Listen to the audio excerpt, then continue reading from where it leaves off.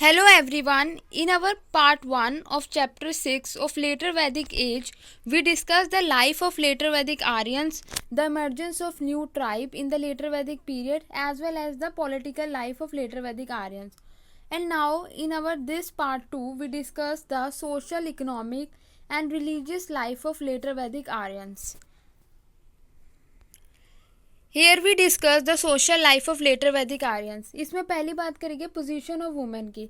जैसे हम देखते थे जो पोजीशन ऑफ वुमेन थी ऋग वैदिक एज में, वो एक प्रेस्टिजियस एक अच्छी पोजीशन पे थी. वुमेन इक्वल स्टेटस था as regarded with the man. But later Vedic period का आते आते डिक्लाइन हो जाता है. यहाँ लिखते हैं there is a decline in the social position of women as compare to the Rig Vedic age में. जैसे ऋग वैदिक में अच्छी पोजीशन थी उससे थोड़ी डिक्लाइन हो गई लेटर वैदिक में आगे. अब मतलब कि वो अपनी प्रॉपर्टी ऑन नहीं कर सकती. She could not on property. क्या क्या डिक्लाइन आया है? फर्स्ट थिंग आई है she could not on inherit property. मतलब कि वो ऑन नहीं कर सकती प्रॉपर्टी. वो पॉलिटिकल एक्टिविटीज़ में पार्ट नहीं ले सकती. इन दी मीटिंग ऑफ सभा की मीटिंग में नहीं पार्ट ले सकती वो. अब जो एक डॉटर का जन्म क्या था, एक दुख का कारण बन चुका था पेरेंट्स के लिए. Daughter began to be looked up source of misery while a son a light in the highest heaven. मतलब अगर सन का जन्म होता था तो उसे समझा जाता कि उसको स्वर्ग प्राप्त हो गया है. अब जैसे कि मनु ने कहा है अपनी बुक में, a women during the minority, मतलब कि छोटे होते हुए वुमेन को अपने पिता को फॉलो करना पड़ता था, ओबे करना पड़ता था. आफ्टर मैरिज को शादी के बाद अपने पति को फॉलो करना पड़ता था. और बुढ़ापे में अपने ओल्ड एज में अपने लड़के को फॉलो करना पड़ता था. कि ऐसे जो पोजीशन है वुमेन की वो डिक्लाइन होती चली गई, डेटोरिएट होती चली गई कि ऋग्वेदा के बाद लेटर वैदिक एज में. उसके बाद द पॉलीगैमी, मतलब कि अब एक पुरुष की एक से ज़्यादा पत्नी होने लगी. पॉलीगैमी की प्रैक्टिस होने लगी और ये उनका और दुख का कारण बन चुका था वुमेन्स के लिए. स्टेटस और रिस्पेक्ट था वो गिर गया था. Yet they enjoy more honoured position than the Indian women of the 19th century. मतलब कि इंडियन 19th सेंचुरी में जहाँ हम बात करते हैं सती प्रथा, चाइल्ड मैरिज की, कह रहे वहाँ वैसी पोजीशन नहीं थी. वैसे तो ये सब कुछ प्रैक्टिस नहीं हो रहा था. देखो प्रैक्टिस लाइक सती, चाइल्ड मैरिज, पर्दा system, female did not exist. मतलब कि इस पीरियड में अभी ये नहीं हो रहा था, पर ऊपर वाली सारी चीज़ें हो रही थी लेटर वैदिक पीरियड में. कि दुख का कारण समझा जा रहा था, प्रॉपर्टी नहीं ऑन कर रही थी वो, पॉलिटिकल एक्टिविटीज़ में पार्टिसिपेट नहीं कर रही थी. यहाँ तक ये हो गया पोजीशन ऑफ वुमेन. अब आ जाते हैं फैमिली सिस्टम कैसा था. फैमिली एक बेस था सोशल लाइफ का. फादर हेड होता था फैमिली का और फैमिली में जो थी prayer, sacrifice and social functions families करती थी. मदर की तो जो थोड़ी रिस्पेक्टेड पोजीशन थी एंड अथॉरिटी थी मदर के पास. जॉइंट फैमिली कॉमन थी. जॉइंट फैमिली सिस्टम की बात करी जा रही है. अब वो फूड कैसा लेते थे?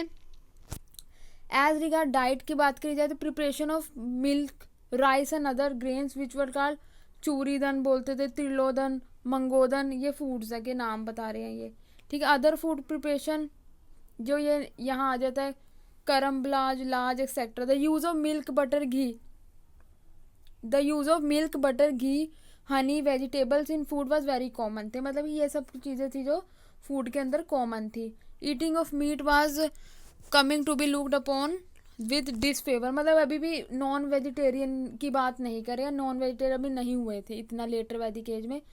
सोम juice were considered to best drink. Soma drink की बात करी गई जैसे हमने वहाँ करी थी. अब आ जाती है सेरेमनीज कैसी थी. ड्यूरिंग द लेटर वैदिक एज में people had to perform a number of rites. Later वैदिक एज में लोग बड़े सारे राइट्स को फॉलो कर रहे थे, परफॉर्म कर रहे थे. और जो कंसेप्ट जैसे वहाँ था कि पंडित का कोई सिस्टम नहीं था. हर फैमिली में फैमिली कार्ड अपने आप में पंडित था. जो भी उसने मंत्र वगैरह वो खुद ही पढ़ता था, हाइम्स पढ़ते थे. अब यहाँ क्या हो गया कि ग्रोथ ऑफ प्रिस्टलीहुड, मतलब कि अब पंडितों का सिस्टम आ गया. यहाँ देखो ये जो राइट्स वगैरह कौन करेंगे, राइट्स वगैरह फॉलो हो रहे थे ना, performance number of rite, this led to growth of priesthood का सिस्टम आ गया. There were as many as 40 rituals और संस्कार.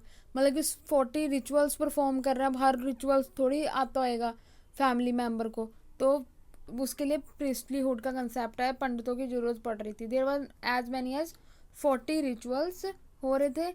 और संस्कार, बर्थ, जैसे अब 16 संस्कारों में से संस्कार एक जैसे होता है बर्थ का संस्कार, विवाह संस्कार, देह संस्कार and being and like began to according to the manner laid down Vedas, वैसे वैसे हो रहा था, ठीक है।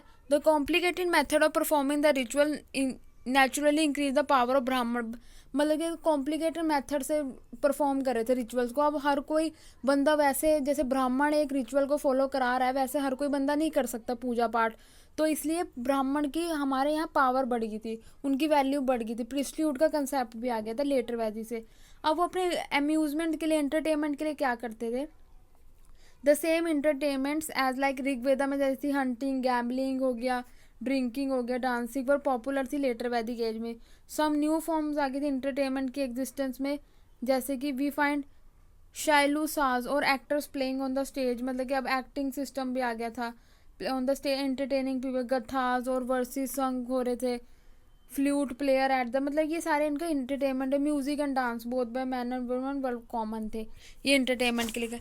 अब यहाँ ज़्यादा वेरी इंपॉर्टेंट है आश्रम सिस्टम की बात करें, वेरी इंपॉर्टेंट है ये आश्रम सिस्टम। इसमें देखो क्या है, ग्रह सूत्र और धर्म सूत्र laid a series of acts बताए। अब ग्रह सूत्र अगर कोई पढ़ता है और धर्म सूत्र पढ़ता है, उसमें सीरीज ऑफ एक्ट बताया गया कि कौन सी उम्र में क्या काम करना चाहिए, कौन सी उम्र के बाद क्या होएगा। देखो अब इंसान का जीवन आश्रम सिस्टम है वो 100 सालों में बांटा गया है। कितने सालों में बांटा गया है, 100 सालों में बांटा गया। और हर उसे आश्रम को 25-25 साल बांटे गए हैं। देखो ना, 25 फोर ज़ा 100 क्या एज मानी गई है आश्रम सिस्टम में एक इंसान की एवरेज एज। देखो फर्स्ट पीरियड वो कहता है, जो फर्स्ट पीरियड है वो क्या है, ब्रह्मचार्य है। फर्स्ट पीरियड क्या है, Brahmacharya up to the age of 25 years to be spent as brahmachari. कह रहा है 1 से लेकर 25 साल की उम्र तक बच्चा क्या है, ब्रह्मचारी है, उसे ब्रह्मचारी का जीवन निभाना है। इस पीरियड में क्या होएगा, ब्रह्मचारी पीरियड में he was undergo a rigorous discipline learning various art, मतलब वो पढ़ेगा जैसे 1 से लेकर 25 साल की उम्र तक वो पढ़ेगा, वेरियस आर्ट हो गया, क्राफ्ट हो गया, अकॉर्डिंग टेस्ट एंड रिक्वायरमेंट वो सब कुछ सीखेगा, ठीक है, जो जो उसका इंटरेस्ट होगा। 1 से 25 साल का ब्रह्मचारी है। अब ड्यूरिंग द सेकंड पीरियड वैसे गृहस्थ आश्रम है। दूसरा पीरियड होता है 25 से लेकर 50 साल की उम्र, 25 से 50। पहला तो ब्रह्मचारी हो गया, ठीक है, पहला कौन सा है, 1 से लेकर 25 तक क्या है, ब्रह्मचारी है। 25 से 50 तक है गृहस्थ जीवन, अपना गृहस्थी देखेगा वो। गृहस्थ जीवन man was to live a householder life, वो मैरी करेगा, अपनी फैमिली का ध्यान रखेगा। और अब आता है थर्ड पीरियड, उसे बोलते हैं वनप्रस्थ आश्रम। 50 से 75, 50 से 75 कौन सा हमारा, वो है वनप्रस्थ आश्रम। वनप्रस्थ, अब वो वन में चला जाएगा। He had to remain away from his wife and children, से अलग हो जाएगा वो। And he led a life of recourse, किसकी लाइफ, रेक्ल्यूस, वहाँ लग रहेगा। वनप्रस्थ है थर्ड हमारा जो है। He was to render every type of social serve, अब वो सोसाइटी को सर्व करेगा। पहले वो ब्रह्मचारी था, उसने जो पढ़ना था, सीखना था, आर्ट लेनी थी, वो सीख लिया। 25 से 50 वो क्या है, गृहस्थ जीवन में रहेगा अपने। अब 50 से 75 साल की उम्र वनप्रस्थ चला जाएगा, वो सोशल सर्विस करेगा, अब समाज के लिए काम करेगा। 50 साल के बाद वो 50 से 75 साल की उम्र में मेक प्रिपरेशन, संन्यास लेगा, renunciation to the world. During the last period अब आता है संन्यास आश्रम, 75 से 100 साल की उम्र, ठीक है, यहाँ आता है वो संन्यास ले लेगा वो। He was to leave a life as a hermit, साधु की तरह जिएगा, वुड्स में, जंगलों में चला जाएगा, मेडिटेट करेगा भगवान की और मोक्ष की प्रार्थना करेगा। देखो कितना अच्छा सिस्टम बना रखा था यहाँ आश्रम सिस्टम में, एज को बांट रखा था, समझ गए। पहला देखो वेरी इंपॉर्टेंट, पहला 1 से लेकर 25 साल की उम्र, 1 से 25 अपना क्या होएगा, ब्रह्मचारी है, सब कुछ सीखेगा वो। 25 से 50 अपना गृहस्थी संभालेगा, 25 से 50 का गृहस्थ जीवन आएगा, ठीक है। उसके बाद 50 से 75 वनप्रस्थ, वन में चला जाएगा, सोशल सर्विस करेगा। 75 से 100 अपना क्या होगा, वो संन्यास ले लेगा वो, मोक्ष की प्रार्थना करेगा।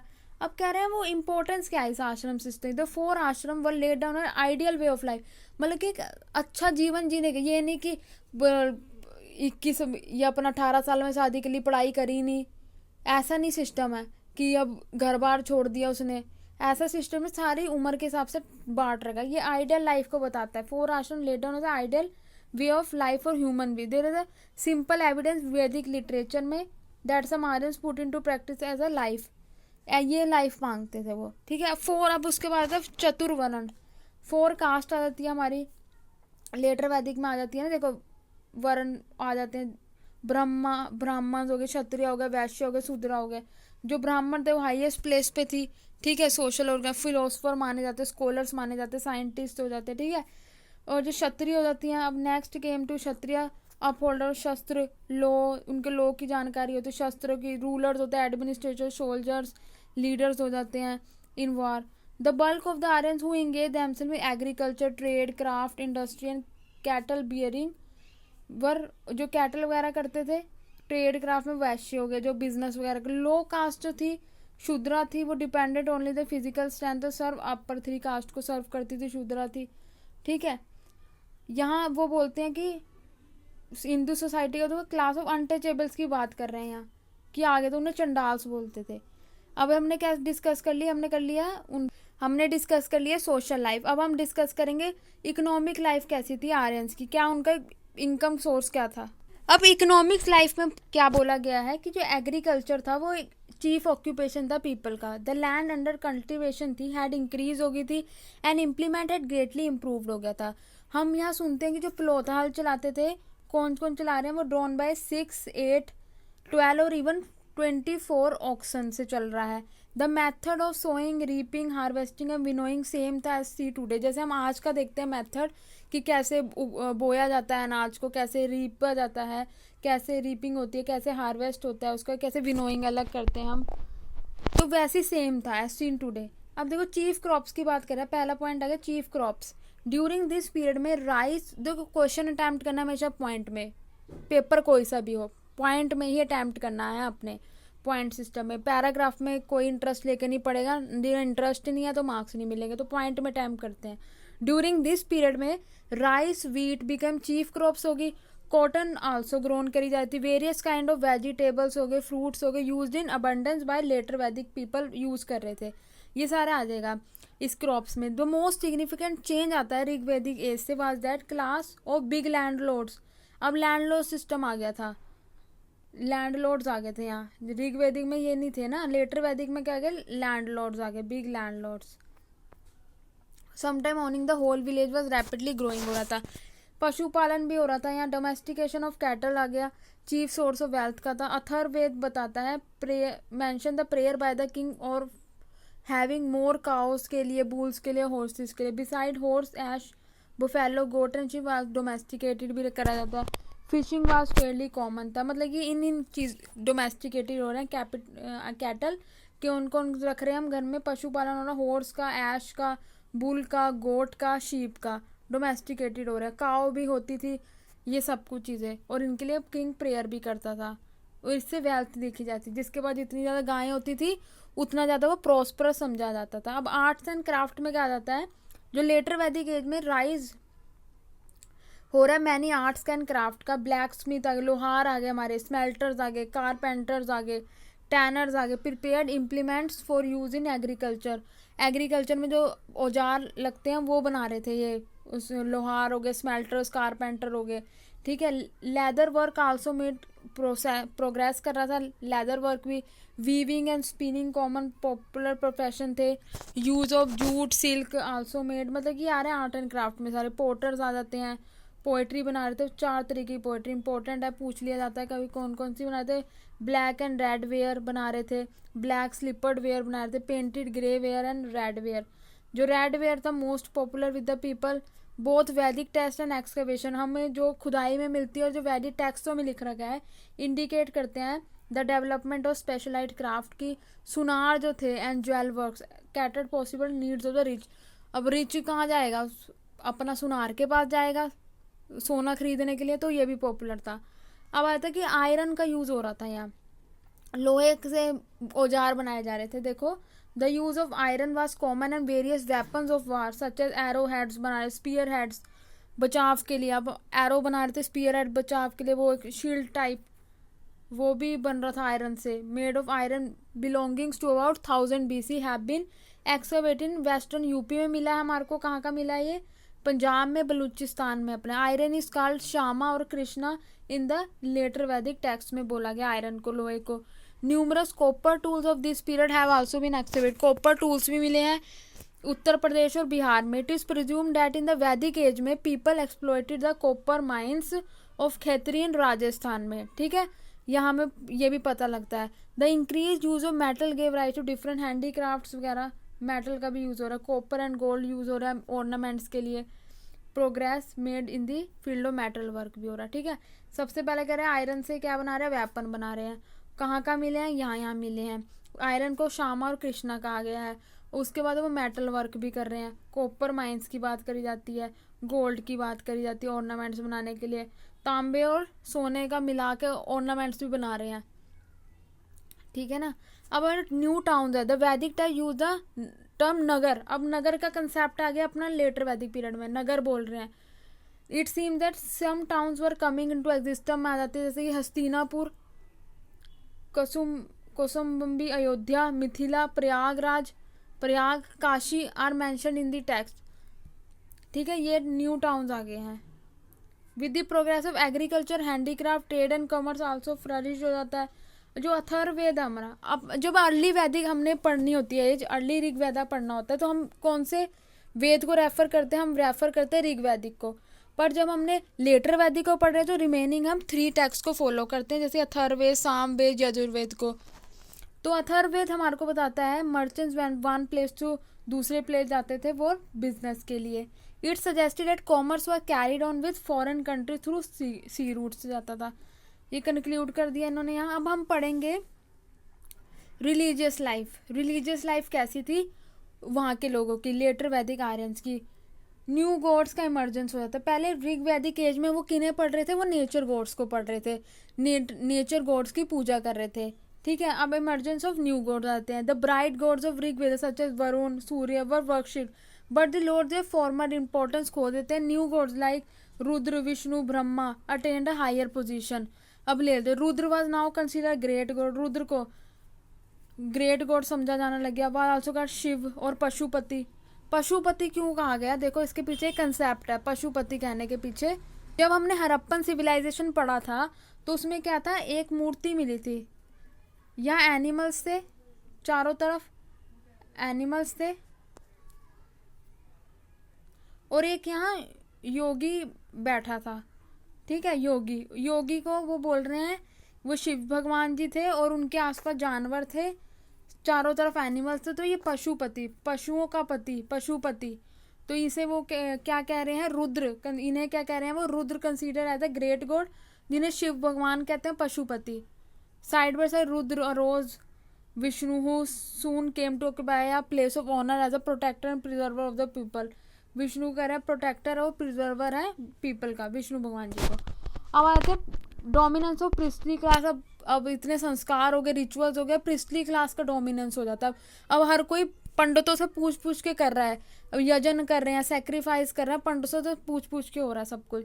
ड्यूरिंग द लेटर वैदिक एज में religious rights and ceremony became more elaborate हो गया एंड कॉम्प्लिकेटेड एंड एक्सपेंसिव बन चुका था, इसे प्रोफेशन बना लिया था।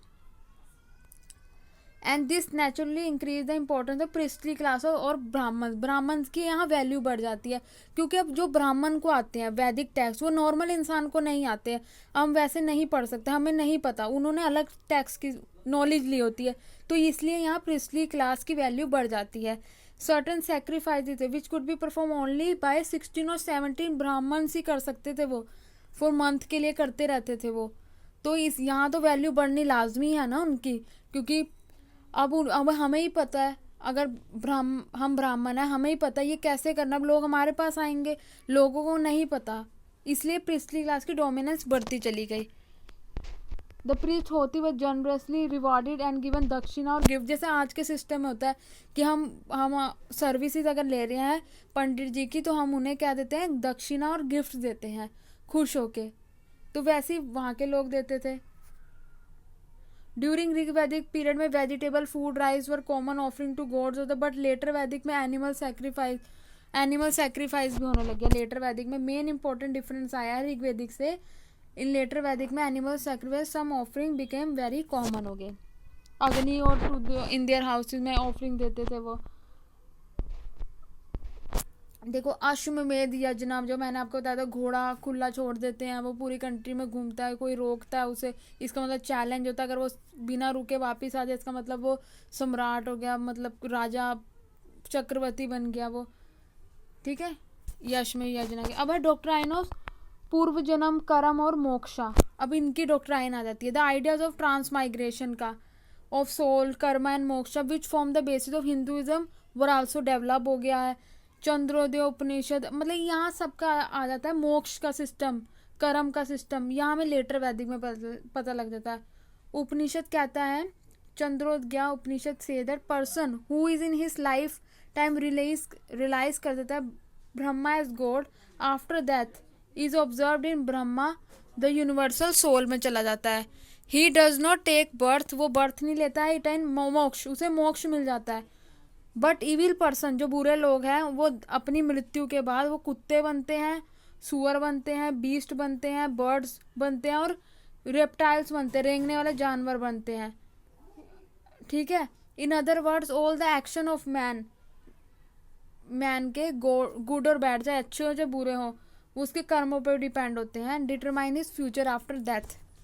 कर्म सिस्टम की बात कर रहे हैं हम यहाँ, और किसकी बात कर रहे हैं, मोक्ष की बात कर रहे हैं। ठीक है, अब आ जाता है ऐसी चीज़ें मैं साधु वाला, ये लास्ट पॉइंट कर रहे हैं हम अपना, लास्ट पॉइंट है रिलीजियस लाइफ में,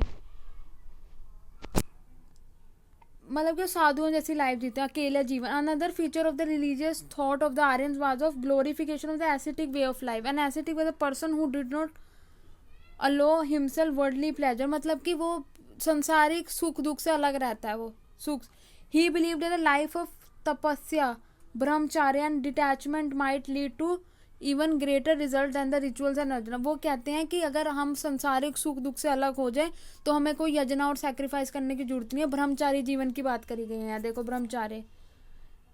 ही believe in the theory of rebirth, में बिलीव करते हैं वो पूर्व जन्म होता है, एंड थ्योरी ऑफ कर्मा के अकॉर्डिंग हमारे को मिलता है। ही believe that the self torture, अगर हम अपने आप को टॉर्चर करेंगे, अपने आप को दुख देंगे, व्रत रखेंगे, तो इससे हमारी क्या होगी, प्यूरिफाइंग होगी सोल, हमारी शुद्धि किसकी होगी, आत्मा की हमारी शुद्ध ही होगी। किन किन से वेरी इंपॉर्टेंट क्वेश्चन आ जाता है, किन किन चीज़ों को बताया गया है, सेल्फ टॉर्चर करो, अपना पिनेस, अपना आपको सहो, फास्ट करो, but the means of purifying the soul, acquiring super natural powers मिल जाती है अब हमें इससे, एंड अटेनिंग मोक्ष, हमें अगर मोक्ष प्राप्त करना है तो हमें ये सब कुछ चीज़ें करनी पड़ेंगी, जो हमारी सोल मर्ज हो जाएगी यूनिवर्सल सोल के अंदर। ठीक है, दिस संन्यास साधु एसिटिज्म, ये भी sorry for the pronunciation, was however widely preach हुआ, ये फैलाया गया, and extensively practice in the epic age में। एपिक एज जो रामायण और महाभारत वाली, उस एज में भी इस चीज़ को बताया गया है। तो ये टॉपिक हमारे सिलेबस में नहीं है, नहीं यहाँ, नॉट इन सिलेबस। ठीक है, तो आज हमने कवर कर लिया अपना चैप्टर 6 पूरा, जिसमें हमने क्या डिस्कस करा था, पॉलिटिकल, सोशल, ठीक है, इकोनॉमिक लाइफ, रिलीजियस लाइफ हमने डिस्कस करी है। ठीक है, और इमर्जेंस ऑफ न्यू ट्राइब्स, ये पोजीशन ऑफ किंग, ये सब कुछ हमने डिस्कस कर लिया अपने पार्ट 1 एंड पार्ट 2 में। So today we completed our chapter 6। Thank you very much.